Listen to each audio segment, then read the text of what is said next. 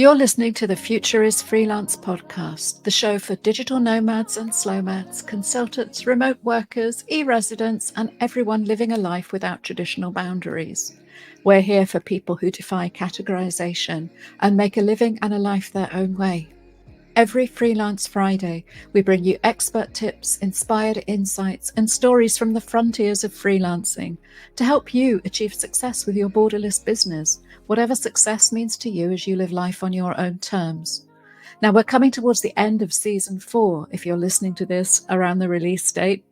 We're even coming up towards the end of 2023. So our thoughts are turning to Christmas, to New Year, to planning for the future, and hopefully to taking a little bit of downtime as we go about that shift between the seasons and the year. I hope that even as freelancers, you're planning some time off because it's really important. And of course, the other thing that we think about this time of year is gifts and giving and parcels and sending things to our loved ones. That's why I particularly wanted to bring you this episode today, where we dig into the mysteries of Amazon selling. My guest today has been there, seen it, done it. She started with her own product range on Amazon, and now she specializes in helping other people to get started and to succeed, and then to optimize and fine tune to make the very most of selling on Amazon and other online platforms. Now, before I start the interview, I wanted to let you know that just because we're into December now, we are not done. Here at The Future is Freelance, we do have one more episode coming for you next week. And that's going to be a very special one, telling you about big changes coming up at Remote Work Europe.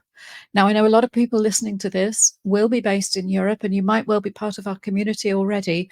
We are launching something amazing just for you in the new year. So I will put the links in the show notes here so that you can make sure you're on our distribution list so that you do not miss it once we go live with this on the 14th of December. And in the meantime, just make sure that you're subscribed to the Future is Freelance podcast. And as we said with Vicky, if you feel like reviewing us and rating us, that does amazing things to inspire and encourage a small business. Loads of other knowledge bombs coming your way in this interview with Vicky Weinberg. So I hope you enjoy it as much as I did. So Vicky, welcome to the Future is Freelance. It's great to have you with us. Thank you for inviting me. Well, we're really looking forward to learning all about what you do and what you offer to help freelancers and other businesses. But first of all, we'd love to know how you got there, because we find people's stories and their own backstories absolutely fascinating. So please tell us a little bit about your journey. Sure, it's quite a long story, so I hope that's okay. Okay. If it gets too rambling, I'll try and give you the short version. So I had a corporate career, and then following the birth of my first child, I decided to step away from that and start my own business. And I became a yoga teacher. That was something I did for a couple of years, and then I had my second child, and I couldn't work during that pregnancy because of some issues I was having. And so I still had my yoga business, but there were people sort of, working in the business for me. I was just doing payroll, I guess. And that wasn't really suiting me. I was looking for something else to do. And I came across the idea of selling my own brand of products. I had a little bit of time in headspace, not much because I had 2 small children, but I did have a bit of time. And slowly, I started up my own brand of products and sold them on Amazon. That business did really well. Alongside that, I launched a blog where I was sort of sharing about what I was doing and what I was learning, like in real time, thinking that might be helpful. And I started getting people contact me off the back of that, saying, "Oh, I'm really interested in what you're doing. I'd quite like to sell products. How do you find suppliers, or how do you get set up on Amazon, or whatever it is?" And then eventually, I just started thinking maybe I should be asking for money for all this free advice that I'm happily giving out. So I set myself up on a freelancing platform. And that really is the biggest. That's the short version, and that really is the beginning of what I do now. Okay, well, that's brilliant. There's lots I want to come back to there and unpick, but Sure. give us the nutshell of what your work looks like now then. What is your main business? So I help businesses, mainly small businesses, sell their products on Amazon. So I help businesses who want to get started. So they've already got a business and products, usually their own website. Maybe they're selling in some other places too, but they're looking at Amazon as an extra marketplace and they want some help getting started. And then I also work with businesses who are selling on Amazon already, but perhaps things aren't quite what they'd like. So maybe sales aren't where they'd like them to be, or maybe they're having some sort of issue on the platform, or maybe need a hand because everything takes so much time, and they're just looking for Mm. someone to delegate some of it to. Yes. Well, I'm sure somebody who's figured out the way to do that in a streamlined way can save them time just by applying what you've learned from experience. But going back to your original journey selling them, was that yoga related products and things It or baby wasn't. stuff or It was baby no? products, but it was kind of Right. inspired by my yoga journey because, the yoga brand, so the business I had then was part I bought a franchise, and as part of the franchise, they sold yoga clothes, which I didn't Mm. actually sell because I wasn't interested in that side of it at the time. I was just interested in the classes. But in learning about the products, all their products are made from bamboo. And so I learned about bamboo Mm. as a fabric. So then when I went to look at creating my own baby products, bamboo was a product that I thought of because, I'd become aware of it, and a lot of the benefits for exercise, like it keeping you cool when you need to be or keeping you warm. I thought actually this would work really well for babies as Yes. well, for regulating temperature and things. So all of my products were made from bamboo. Brilliant. So you got those products made specifically for you. It was your own product line that you were selling originally. Yes, it was. So I designed the product with the help of people who know what they're doing. I was sketching things on notebooks and then working with product designers to actually get them to look how I envisaged them. And I did all of this. I should say I did all this really, really cheap in the beginning. I was working with freelancers to get all of this set up, and then I was Mm. going out and looking for manufacturers, and it was a bit scrappy, if I'm honest. You And did it have took two quite a lot young of time. children at the I time, did, didn't you? and I So didn't know what I was doing. yeah. But I got there, which I think is great, and yeah, the business did really, really well. And actually, it was from when I started putting my products on Amazon, because at first I started off, I had a Mm. Shopify store, and I would do like the local baby markets and things close to where I live. But it's when I put the products on Amazon that I actually started to see real growth and Mm. sort of sales at a level where it was providing an income. That's really interesting. So it started off as more of a local business because I suppose something like that, a new fabric and a new line, people want to see it and touch it. I can understand the instinct to want to start your sales that way. But then you shifted to the platform selling. Now, this is the thing that interests a lot of freelancers because of the idea that you can do it from anywhere. That even if you have a physical product, you don't have to supply it directly and go down to the post office with your packages every day. So what was that shift like? And can I just check in sort of roughly when that was in terms of what it might be like now versus then? So I think it was 2017. It was around Okay. that sort of time. It was a while ago, and Yeah. that's a good question because things have changed a bit since then. Like Yeah. I tell people that starting on Amazon now is harder than when I did it, Mhm. purely because there's just so many more sellers now. Because as it grows in popularity, as somewhere I don't know if it's growing in popularity somewhere to buy from. I feel like it's always been popular, but certainly as a marketplace to sell products, I can't even remember the statistics, but you'd be amazed at the amount of new sellers that sign up every single day.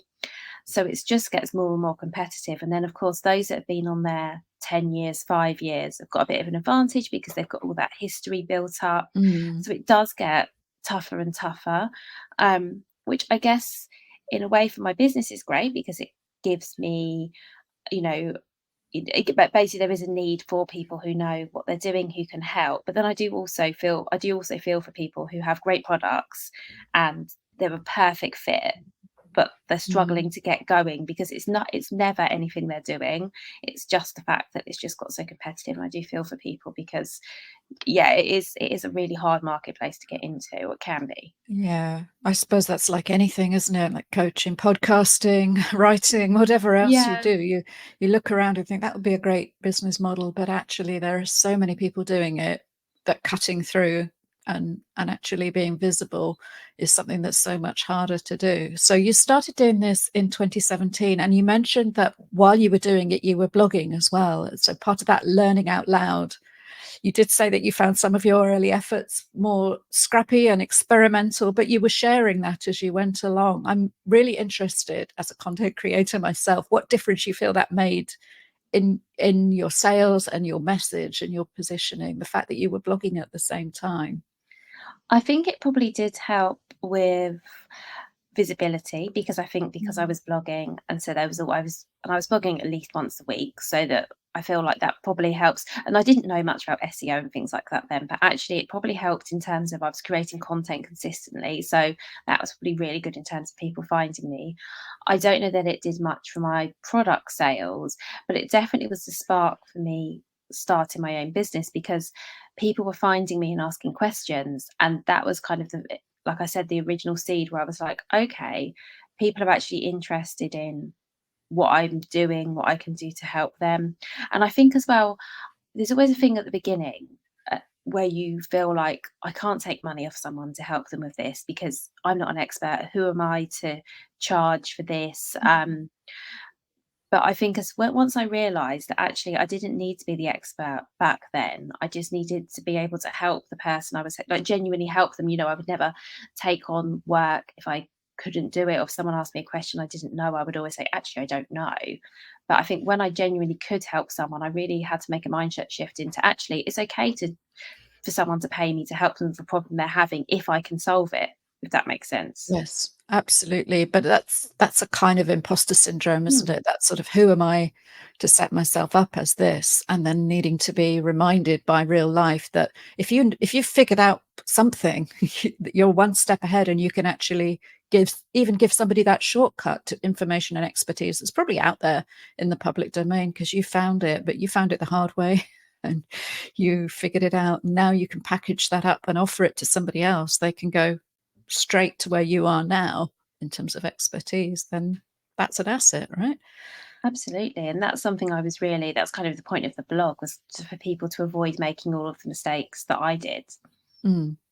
Yes, well, I think that's very courageous to put that out there, and to share the mistakes as well as the triumphs. Let's face it, business is never a straight line to infinite success, whatever Well, some people would like you to believe. And it's much more honest and authentic to share the things that you would have done differently, or what the lessons that you learned as you went along, and so on. And now you're helping other people to do that. So I think also there's a little bit of kind of busting the mystique of the platforms as well. Certainly with Amazon, maybe it's different after the pandemic, and I'm sure that shifted a lot of people's relationship with that brand in particular. But there's this sense of parcels arriving by magic.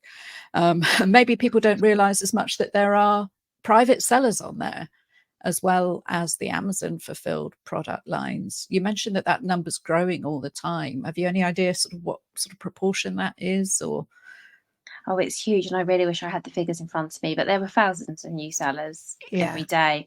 And you're right. I think as a customer, you don't really understand, and nor should you have to understand Mm, sort of how it all works. And there is a bit of mystique about it. And also, if I'm going to be really candid, I also feel like Amazon themselves don't make it very transparent, because I think that's something a lot of a lot of sellers struggle with, is that, especially if they're new, nothing seems to make sense. mm, The whole way everything's set up and how you have to go about getting things done, it always surprises people. Um, and yeah, yeah. it surprised me as well at the beginning. I'm sure. And from a writer point of view, I've worked with a traditional publisher who has nothing good to say about Amazon, because obviously it's massively encroached on her business and made life extremely difficult and complicated and chipped away at every margin everywhere. And then on the other side, self-publishing, it's so incredibly easy and democratizing the fact that anybody can publish anything by uploading a file. And of course, that creates an awful lot of noise and rubbish out there as well. That was even before we had AI generated content. So, on the physical product side, I'm sure it's the same, that you're competing against people from all over the world with lower costs, lower quality. Has that been a growing problem? I think so. I'm thinking though that a lot of customers may be getting a bit more savvy, because if you buy something on Amazon and it says it's going to turn up in 3 weeks, you probably can tell that's not Uh-huh. Yeah. local. Amazon have also added the opportunity to have a small business badge on your listing as well, to show that you're a small business, which I personally really like, because as you were saying, I think that it's a really, like, as for self-published authors, I think it's a really good opportunity for really small brands to get their products in front of loads of people potentially. Of course, it's not just a case of listing your product and everyone finds it and buys it. If only it were that simple. Sadly But not. it is really I think it can for the right product sort of make, it could be put you on another level in terms of visibility and customers being able to find you, and you're listed on there alongside some of the bigger brands, and you have just as much of a chance of getting a sale as they do. And I think that side of it for small businesses is really, really good. Yeah, And that's exciting, isn't it? You it can is. be alongside them. And something I say to people a lot is I feel like it's a lot easier to get a sale on Amazon than it is on your own website, because we've all, I'm not an SEO expert, as I said earlier, but I know that it is a lot of hard work to get people to your website. Mm. And then you have to have your website constructed in such a way that people buy from you. And like I said, I'm not an expert in that side of things. Whereas on Amazon, people are there to shop. So if they're looking for what you're selling, I really like that side of it, that that's the intent of people being on there. They're not there looking for solutions, or maybe they are, but they're looking for products as a solution. They're not just looking for information like they might be on Yeah, Google. They're actually looking to buy. So I feel like by being there, I think that gives you a bit more of an opportunity as well. that's a brilliant insight. Yes, and we've got an interview coming up before the end of the year about freelance gigging on Upwork, and it's that same shift, that the people there are there because they want to spend money on a thing, and they're looking for someone to solve a problem, and that they're prepared to invest in. And it's the same, if somebody comes to Amazon, it's not because they're looking for information, they're not looking to confirm something they already knew, they're not looking to read about something, they're looking to hit that buy button, I guess. So provided you're there Yeah. in the right place, that's perfect. But obviously it's Amazon's button, it's Amazon's cart, it's Amazon's platform. We hear a lot of people talking about not building your business on somebody else's business, that they can change the rules or take it away, ban you for some infraction. What's your thoughts about the dominance of Amazon, and any vulnerabilities of constructing your entire e-commerce empire on their rails? Well, first of all, I would definitely recommend not having your whole business on Amazon Right. for a few reasons. Well, one, for the reason you've just said, it's like, you hear about people getting kicked off Instagram and places like that. Mm. Your listings can get suppressed or removed on Amazon. And often, I see this happen really regularly, where some Amazon closes down someone's listing and they haven't done anything wrong. I'll give a real example. So last week I had a client who had their listing closed down because Amazon said it was a pesticide, but what they were selling was soap, which is clearly not a pesticide. How And I was was that? able, I was able to get it sorted out. I knew I'd be able to get it sorted out because of how daft it was. However, it does it, it wasn't a case of me just phoning and saying, by the way, you've made a mistake. It did take a little bit of time and a little bit of effort to get that resolved. So Mm. had that seller, if Amazon was just the only place they were selling, they would have lost a couple of days sales. And to be honest, they probably did still lose an amount of Yeah. sales, because not everyone will go, oh, I was looking for this brand and I can't find it anymore, I'll go and see their website. But I feel like having your own platform, if someone's looking for your product in particular and they don't find you on Amazon, they do have the opportunity, particularly if they bought from you before, they do have the opportunity to then go and Google you and buy to your own website. There are always those customers who, even if they see a product on Amazon, if they've never heard of the brand, they will go and look them up to see if this is a real Mm. company. Do they have a website? So that's another reason I recommend always having a site. But I think, yeah, the main reason is that, yes, I still think your sales would be affected if your Amazon account or your listings were closed or suppressed for some reason. However, I think having your own website is a contingency for those customers who really want to buy from you, really want to find you. They Mm. will still come and find you. So I think having your own website is essential. And also, it might not just be Amazon, your own website. You might have other sales channels as well. Yeah. I mean, I don't recommend doing everything at once. And what I mean by that is, a mistake I made when I started my business is I had a website and then I started on Amazon, and then I decided I was going to be on eBay and then a few other marketplaces. And it was just a lot. And I feel like I was spreading my efforts too thin. And I think if you're going to commit to a marketplace like Amazon that takes a bit of work to get right, Mm. um, I think maybe website is the first thing, because that's the basis of your business. And then one marketplace at a time, and focus on doing it really well than trying to be Yes. everywhere. And Well, they've all got yeah, their quirks and nuances, haven't they? Which is why it adds value for people to retain somebody like you who's got that figured out with Amazon and knows what to do when you get a product unfairly kicked off, for example, it might have taken that client a lot longer to figure that out for themselves, and all that time it's offline, they're losing sales. Yeah. And I I think suppose also this time of year too. this is not a great time of year for this sort of thing to happen. Mm. Which is why one thing I'd recommend. So we're recording this the end of November, and I do recommend to all of my clients, if you've got things you want to be selling for Christmas, have it, done way ahead of now. Really by middle of November, if possible. You want everything set up and good to go, so you're not worried about getting things approved or any issues that hopefully if everything's in place early enough, you'll get through this season Yeah. unscathed, as it were. Well, we all need a good Christmas this year, don't we? So We I'm sure do. that your clients are going to get one. There are a couple of other problems I've heard from people who've tried to break into Amazon selling, maybe without the benefit of your experience and expertise. One of them is their designs getting ripped off. I worked with somebody who was doing drop shipping and sort of print on demand T-shirts and things like that. She'd come up with amazing designs, really topical slogans, and then within 24 hours, anything that was selling well was duplicated by a seller on the other side of the world who could undercut her pricing and rush something out and stick a load of ad budget behind it. Is there anything you can do to protect your ideas in that way on a platform like Amazon? That's really frustrating, isn't it? That I Mm. don't like it when I hear about things like that happening, first of all, and it does happen, sadly. So there are things you can do. So you can apply for something called brand registry on Amazon, which is where you Okay. register your brand with them. It's free. You just need a trademark in whichever country you're looking to sell in. And you can register for Amazon's brand registry, and then you've got some protection. If you see someone else selling something that appears to be a replica of your product, you can then contact Amazon and ask for the other listing to be removed. I will be really honest though that as with everything on Amazon, and I always hate saying this, but it's true, it doesn't not everything is immediate. So Mm. even if a problem is really obvious and the solution is very obvious, um, the seller support isn't what I would like it to be and what I think everyone else would like it to be, in that sometimes some of this can be a bit of an effort to resolve, but it is all resolvable. And that's actually something I'll say about working. I think another thing I think my clients benefit from working with me is because I've been there and done it and seen it all, I Mm. do know what can be resolved and what can't.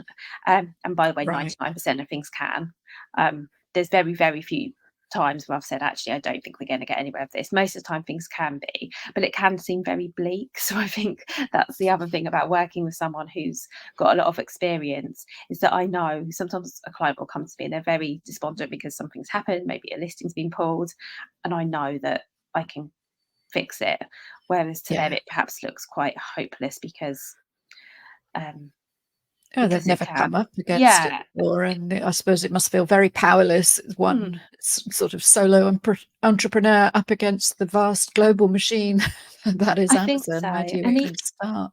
And even if you're a slightly bigger business, because the support for sellers, as I say, is not wonderful, and Mm. that's an understatement. It can feel a bit like, yeah, it can feel like a bit like they're against you rather than with you. And as much as I hate saying that, I do like to say it because it takes people by surprise, because the support when you're a customer is, let's face it, is pretty good. I've never had an Mm. issue where I haven't had a refund or been able to return something, whatever it is. It's always been sorted out. My parcels got put in the wrong place. It's always been fine.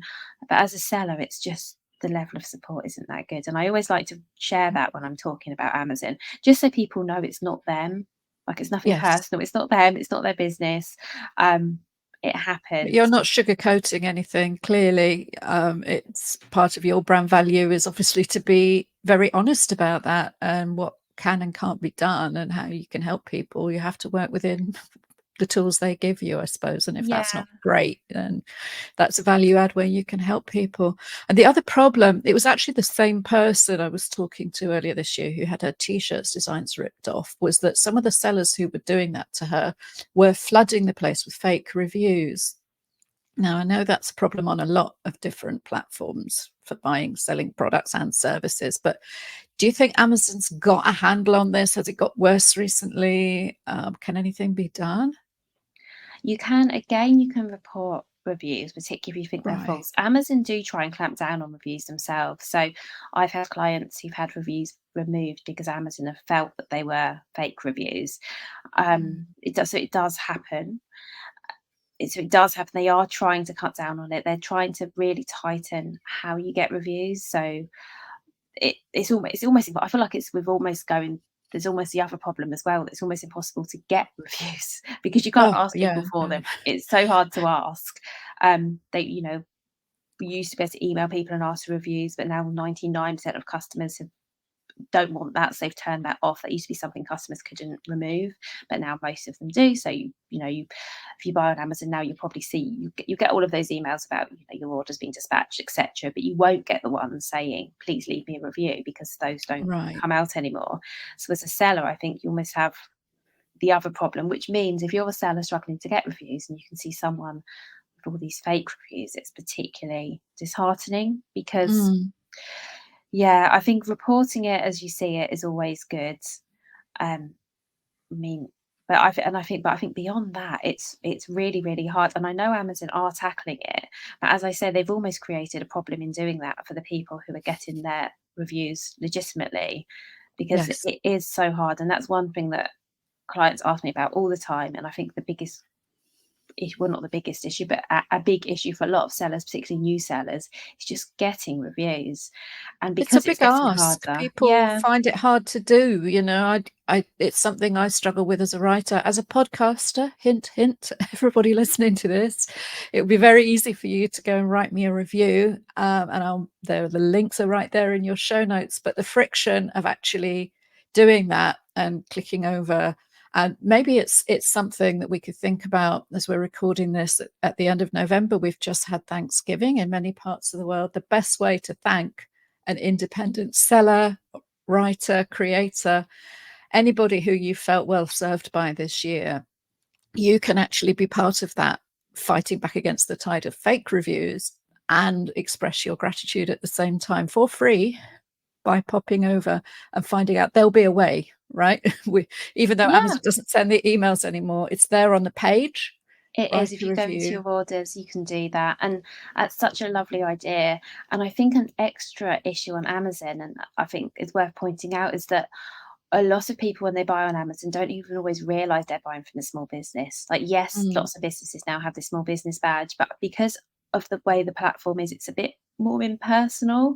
So I yeah. feel like this is only anecdotal, but I'm told from sellers that they get better reviews. So I have some sellers who sell on Amazon and Etsy, for example. And I think on Etsy, Right. people kind of get this is a small business, it's often handmade, and they're much more inclined to leave reviews. But because Amazon is this giant platform, and also because lots of us, especially with Christmas coming up, maybe 10 things in the basket or whatever, but multiple things, Yeah. leaving reviews can feel like a bit of a slog, can't it? It So does feel very different to Etsy, doesn't it? Or eBay, where you feel very connected with that personal mm, profile, and there's probably a picture or a profile page where you can relate to that seller a lot more. Even people very rarely visit author pages on Amazon, and product sellers. I don't know. I think maybe that's what we're all buying into, isn't it? It's the Amazon experience, as you said, the customer service and being able to return things or having correct things picked up and all of that is second to none. But we sacrifice a bit of that personal touch, maybe. I think so. And something I recommend to anyone selling on Amazon is where you can to add a bit of personality to your listings. So, Mm, you have space to talk about your products, but you also have a little bit of space to talk about your brand and your vision, maybe your values, why you start, all of these things you can actually include in your product listing. And you'll see if you look on Amazon now that much more sellers are doing that. That kind of the listings now aren't just a description of what this product is, but the brands themselves are sort of coming through a lot more, and I think that's really important. And it started with a lot of the bigger brands doing that, but small brands can do that as well. You can access all the same tools. You just need a trademark, as I mentioned earlier, and to sign up for the brand registry program, and then you can share a lot more information on your listings. And I do recommend that because it's nice for people to have a sense of who they're buying mm, from. yeah. Not all my clients like this, but some of them, especially if they're a really small business, I say in the bit about yourself, put a picture so people can Yeah. see that you're a person. Um, because I think we want to buy from people and we want to buy from small businesses, but we also like the convenience of buying on Amazon. So I think if we can get both, I think that's perfect. Yes, 100%. That's a really important insight, because I admit I shop on Amazon more than I kind of want to admit even to myself. It's just so easy when you work from home, and it all just, it arrives there usually the next day. And often I found it frustrating dealing with retailers. I don't know if it's a particular thing here in Spain, but there can be a really frustrating sense of, okay, you haven't got the thing I want, but could you please get back to me about it? Or could you suggest something else? Or could you make it a little bit easy to deal with you? And I end up finding myself dealing with brands like Amazon, or it's the same with Apple, that doesn't feel like a local business, simply because you want that customer service and that reassurance. So I think what you're suggesting, and bring your personality and individuality to that platform, take advantage of that security, that reassurance, and that global reach, but inject a little bit of yourself into it as a small business. I really like that. I mean, do you think in terms of the future, we're coming to the end of a year, looking towards a new one? I know it's not quite December yet, but it will be when people are listening to or watching this. What, if you had a crystal ball, what do you think 2024 is going to be like for small business sellers and product sellers on Amazon? I really hope it's going to be a good year. Um, so I've seen when I look at my own clients, sales go up and down throughout the course of the year, but Mm, things seem the sense I'm getting now is that things seem to be on the up. I feel that Amazon is doing a bit more to support small businesses. It's not perfect, by the way. Nothing on Amazon is. However, I feel it's a really tricky one, actually, I have to say, and I wouldn't. One thing I wouldn't mind saying is that I feel a bit. Sometimes I feel like, because I support small businesses, almost saying I help them sell on Amazon feels like Amazon's almost feels like it's against small businesses. But I believe, for the reasons that I've said, that it actually can be a great opportunity, and I think that Amazon is starting to recognise that as well. And I feel that, like I said, the small business badge I mentioned is such a small thing, but it's something mm, that sort of differentiates your buying from a small business. I think Amazon is starting to get that people want to shop small and they don't want to shop necessarily big brands, faceless brands. And I'm hoping that what we'll see is things continuing to go in that direction and things being made easier for the smaller businesses to sell on Amazon. And that's what I really would love to see for next year. brilliant. Well, let's hope that that's true. And is this an area of business that you would recommend to freelancers to start selling their products on Amazon, or small businesses? If you have a product, is this a good way to go with it? I think it very much depends on what your product is my Mm, really honest answer, because I like to be honest, and I don't think Amazon is the best marketplace for every business and for every product. Either because it's just not where someone would go. So for example, if you're selling personalized products, I would say you'd probably have better luck on Etsy. I'm not saying don't right. try Amazon, but I would say if people are looking for a unique gift, in Mm, my mind, I'd go to, not on the high street, I'd go to Etsy before I went to Amazon. That's not me saying don't try it, but it may or may not be the best match. Also, if you're selling something that's the market super saturated, particularly if there are lots of overseas sellers who are selling these products a lot cheaper. So years ago, one of the products I sold was baby towels. And at the time, the towels that I was selling were the biggest and the thickest on the market at that time. So we're talking 6 years ago. And I sold them for a premium price because they were a premium product. mm, But when I look on Amazon now, I can see, because I'm not selling my products anymore, I can see people selling really similar products for a lot less than I was able to, because they appears that, it's the manufacturers selling them directly. And of course, that right. means that their costs are lower. So if I was starting a business now, that wouldn't be a product that I would look to sell on Amazon, because I would just look and say, do you know what? I can't compete on price. I probably can't No. even compete on quality. Um, I don't think I'll try. And while that sounds quite defeatist, I feel like because it's a hard place to get started and because you need to stand out, it's just being really honest. It's not for everyone. And by the way, if anyone listening thinks, oh, I wonder if Amazon would be good for me, I will tell you I'll always tell you very honestly if I think it's a good place or not. And actually, for a lot of instances, because I don't know if that sounds really negative, in a lot of instances, I feel like most small businesses that I've worked with this year, their products are a great fit for Amazon, because I think small businesses in particular are quite innovative, and their Mm, products are often really unique because they've either come out of a, there's they've been, just to solve a problem, or they're creating something that isn't there already. Um, I can't think of anyone that I've worked with recently where I thought, "Oh, actually, you wouldn't be a good fit," because I just think that entrepreneurs and small businesses are just so creative, and because generally, also, I feel like their products are so personal to them. So much mm. thought and care has gone into. Honestly, I work with people who sell the most amazing things because they're so dedicated. It's their product, it's their idea, it's their business, and I think that's one of the reasons I love working with small businesses so much. 100%. Yeah. It's very different from a bigger brand. Like, if you see what I mean, and I'm not saying bigger brands don't have great products or that they don't care about their products, but there's something about small businesses that, Yeah, that yeah. passion of an entrepreneur is it's hard to beat, isn't it? And I think that's why many of us are drawn to this lifestyle. But you've recently streamlined your business to the point that you're not a seller anymore. You're focusing on supporting other people. So tell me about that shift and that transition and what passion you have for that. So the shift came about for a few reasons. It all came as lots of things do. You probably hear this a lot now. COVID probably was the trigger, and you probably heard this more than once. It's changed a few things in the world, let's put it Yeah. that way. So for a few reasons, I think one, after being so isolated for quite a long time, and then obviously working, you selling products is also quite isolating because it was just me working from home. I kind of, as I was around that time, I was the freelancing side of what I was doing was ramping up because a lot more business wanting to get onto Amazon because maybe the shops they were stocked in were closing down, or they just wanted a Mm, bigger reach. So the freelancing part of my business ramped up, and I started thinking, actually, I really enjoy working with other people. I really enjoy helping other people. And I got so much satisfaction from that, more so than, the sales that I was getting from my products business. And then also at that time, I was looking to change production for my business because my products at that time were made in China. I was trying to move production to Europe.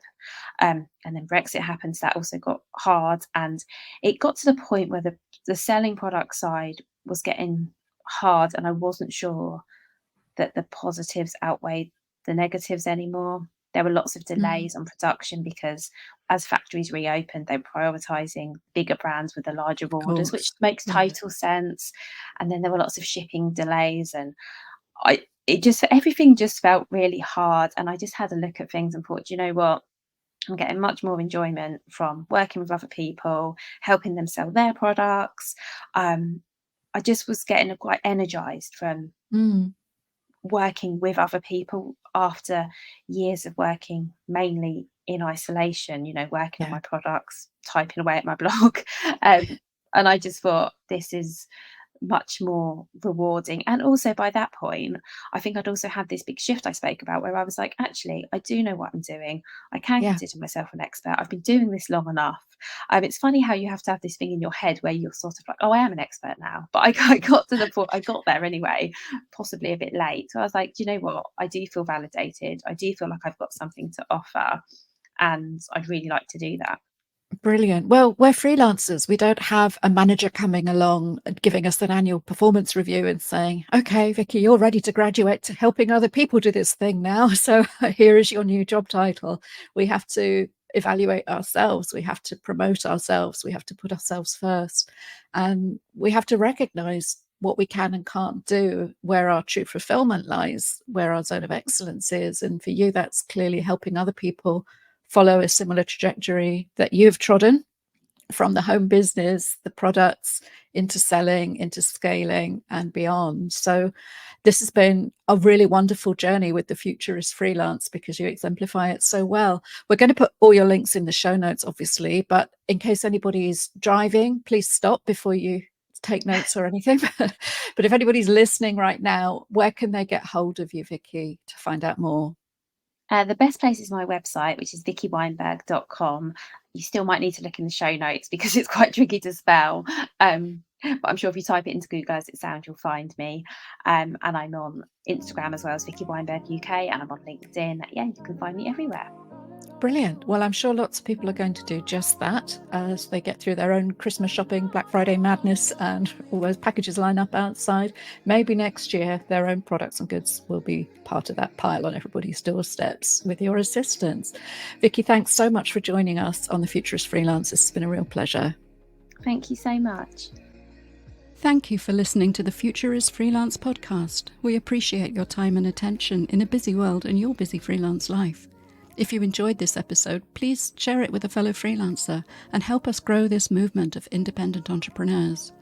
If you rate and review The Future is Freelance in whichever app you're listening to right now, it really helps spread the word, and that means we can reach more people who need to hear this message. Together we can change the world and make sure the future is freelance. Don't forget you can check out all our back episodes from other seasons and learn more over at futureisfreelance.xyz. We're so grateful, not only for our listeners, but for the contributions of our wonderful guests and for the production and marketing assistance of Coffee Like Media. This is Maya Middlemiss wishing you freelance freedom and happiness until our next show.